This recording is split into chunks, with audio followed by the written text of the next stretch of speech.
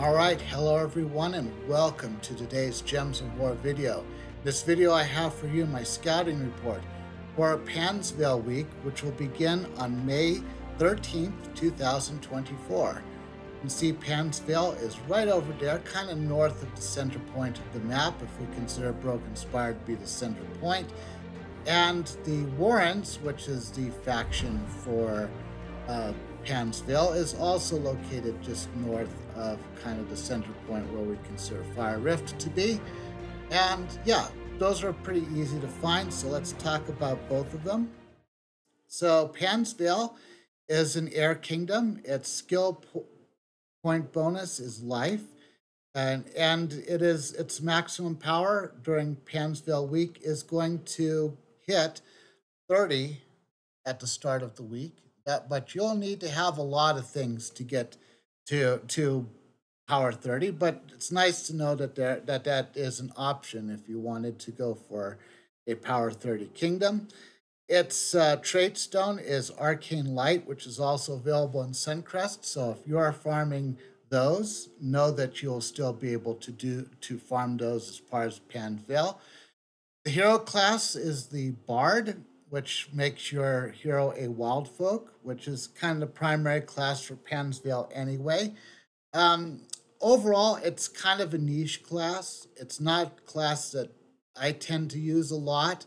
It's probably not one that you're going to use a lot either. Once we go to the Warrens restriction is green or yellow. If you've been paying attention to what I've been doing for Bright Forest Week, then you'll know, if you've seen particularly if you've seen my Bright Forest team, that probably would work perfectly. Maybe. I'm not sure. I'm still testing it out myself, but so far it's working pretty good. I know that the really irritating part about the Warrens is the Trickster, which flips your first and last troops. So keep in mind that you do have to adjust for that. So you want to have a team that works the same way if your last and first troops get switched. Other than that, the Warrens is a relatively it's otherwise an annoying faction, but it's not terribly hard. Is there anything you need to get right away from the Warrens? Well, maybe Luna. Luna, I think, is a little underrated, but she's not at the top of the class in terms of troops that you absolutely need to get. So yeah, the Warrens is there. Oh, that's what we're gonna be doing on Tuesday.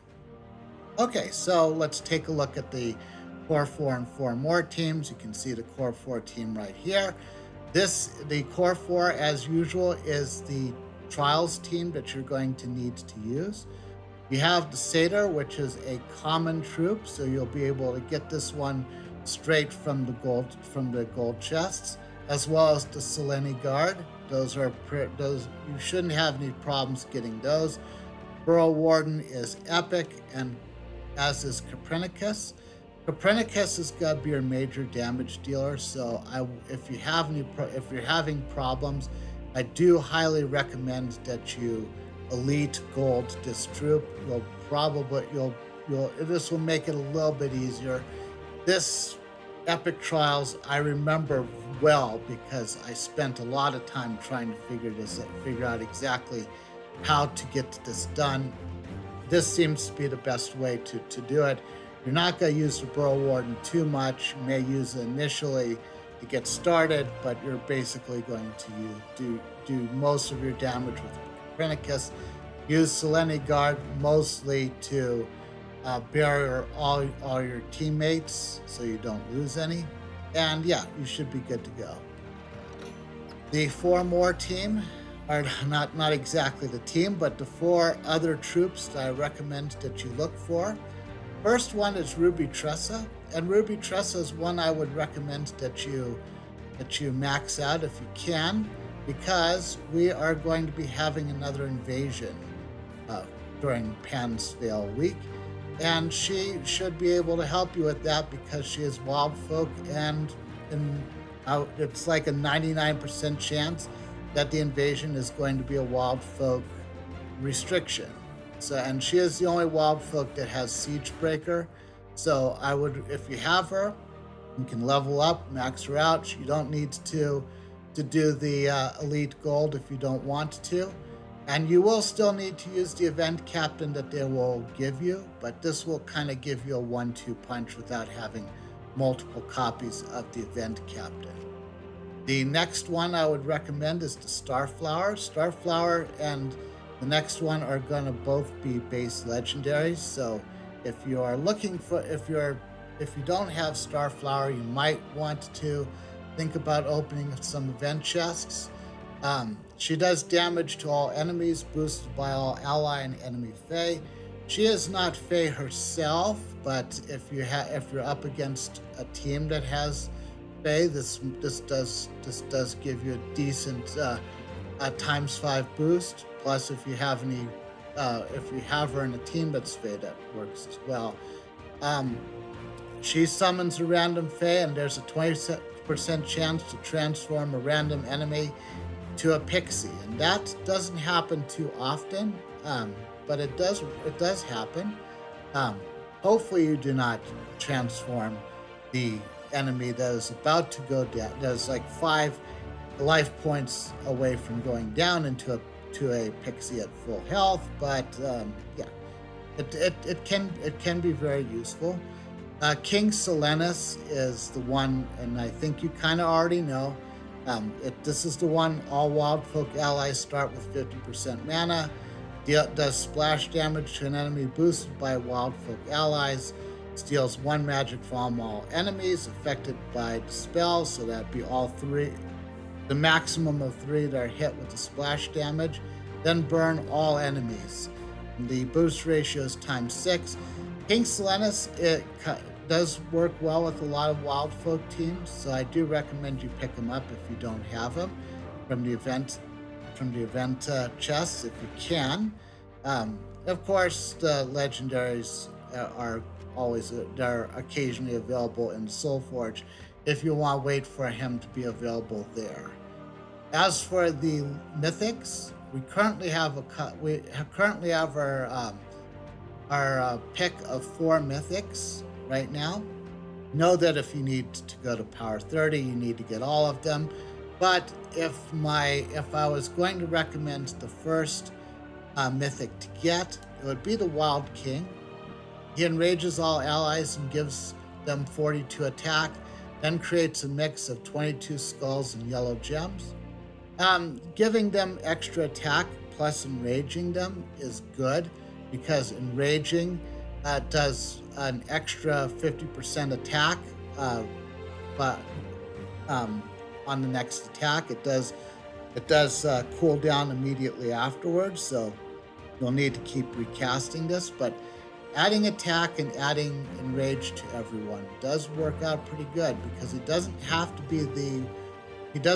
be casting it on himself and immediately using it. He can be casting it on someone else who's in the first position, and as you're going along, you're just simply adding more and more attack to everyone. So if that troop in the first position goes down, then this is still helping everybody else below that troop. So it's a good one.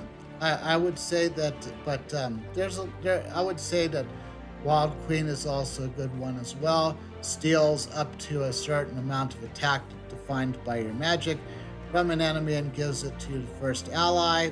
So basically, in this particular case, 46 attack stolen from the first troop given to your first troop. So that nerfs their attack as well as boosting yours. Of course, that does, once that first troop goes down, then all that goes away, and it only affects your first troop. It does give you a mix of 22 skulls and green gems, which can sometimes give you an automatic attack. So that's kind of I would say kind of a second place one. Now, if you're looking for, as far as Pan goes, I'm giving a lot of honorable mentions, but Pan is probably a good one if you need a troop to help you in PvP, because Pan deals a certain amount of damage to 3 random enemies and knocks them to the back.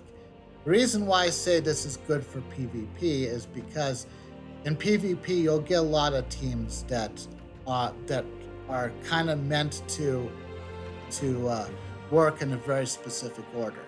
For the regular, for all the other teams, this is not as necessary, because some of the other teams you come up against are going to be in an order that may not be as efficient or even seem like they're randomized. So this isn't as necessary for them, but for PvP, this can in very specific teams, this and very specific restrictions, this can mess up the strategy that the player that selected that team had in mind.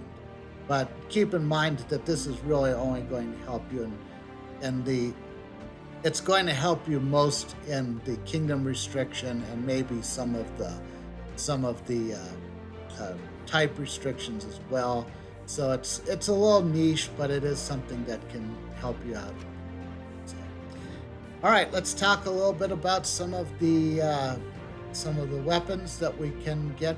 And again, I believe they're going to add one more weapon. Other than that, you need to have all of these weapons to get to power 30. But if we do get another weapon, which I believe we will, then that means that you won't need to do the doomed weapon. So, but as far as the weapons that are useful in terms of not just being something to have for the sake of having them, I'm going to show you the Daisy Cudgel, which explodes green gems, grants a random status effect to all Pansville allies, and summons a Pansville troop. You know, I typically like these ones more than most as far as the legendary weapons. There is another one that is almost exactly the same, and that is Tooth of the Wild. Explodes green gems, grants a random status effect to all Wildfolk allies, and summons a Wildfolk troop. They're almost the same thing. Tooth of the Wild, remember, procs based on Wildfolk allies, and Daisy's Cudgel procs based on Pansville troops. So they aren't always one and the same. If you could only get one, I recommend getting Daisy's Cudgel. The other set is here too. We have the Radiant Jewel, which does damage to an enemy boosted by Pansville allies and creates 6 green and yellow gems for each Pansville ally.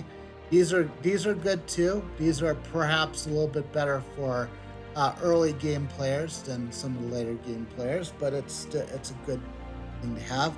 Glaive of Many Goats, same thing. This is it's green and yellow.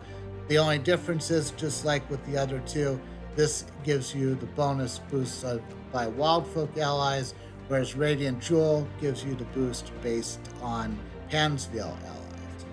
So the weapon that goes with the faction is the Garland Staff. The Garland Staff does scatter damage to all enemies, then grants 1 to 2 status effects to all allies.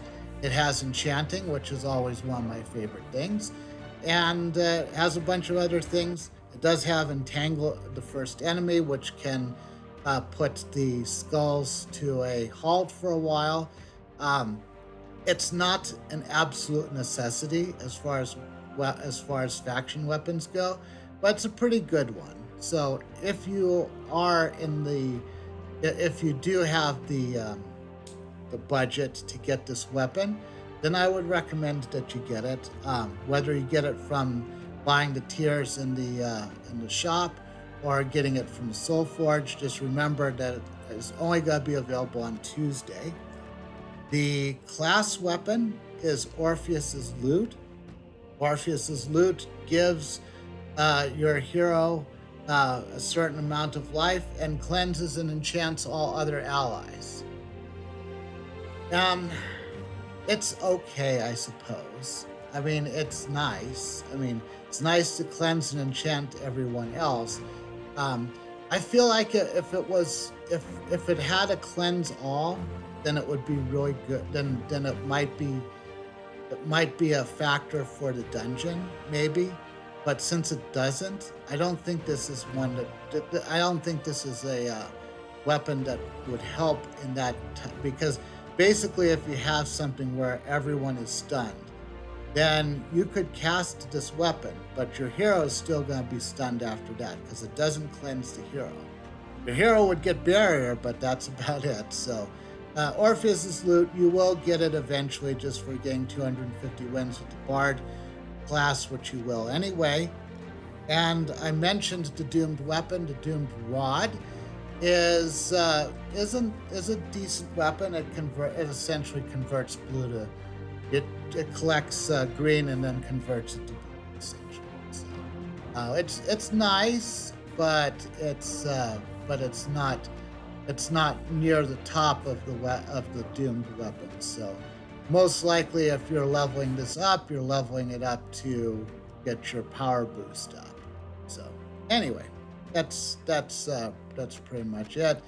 Got the class is fine. I don't think, like I said, the most important thing about the class is the Bardic Inspiration that all yellow allies gain 1 to all stats at the start of each turn. The rest of it, the rest of the town trees are pretty straightforward. Nothing particularly. I mean, it is flexible, I guess I would say, but flexible means it's good for some things, but not great with anything. And I think that's about it. Like I said, prepare for an invasion. You know that you're going to have a wild folk restriction for that. If you enjoyed this video, leave a thumbs up. Consider subscribing to my channel and or following me on Twitch if you'd like to see more of my content. And leave a comment below. Let me know if you're going for Power 30 in Pan's Vale. And I'll see you in the next video.